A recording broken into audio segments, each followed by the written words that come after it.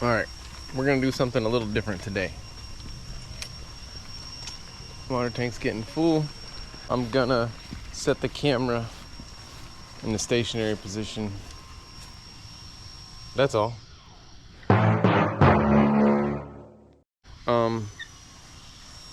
Got this job off of Thumbtack. I know, I love Thumbtack so much. Yesterday I ranted a lot about Thumbtack, but I actually pulled in 2 jobs off Thumbtack. And I'm gonna shut down the ads for just a bit. I'll explain why here. Let me get this right. I have another job I do. I guess it's more my full-time work. I do this stuff called low voltage wiring, Cat 5, Cat 6 cabling for security cameras.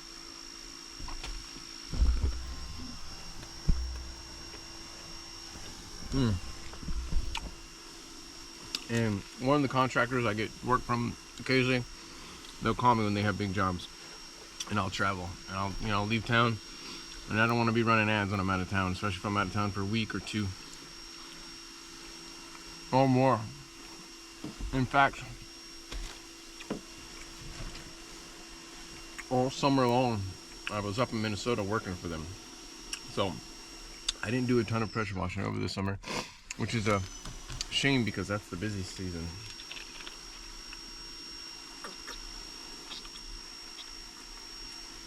But it allowed me to make a lot of money that I could then turn around and reinvest in advertising. Something I'm not too good at yet. Like I mentioned before in the previous video, I've thrown away a lot of money doing that, but ultimately I look at it as learning, teaching myself stuff. So, my wife makes excellent sandwiches.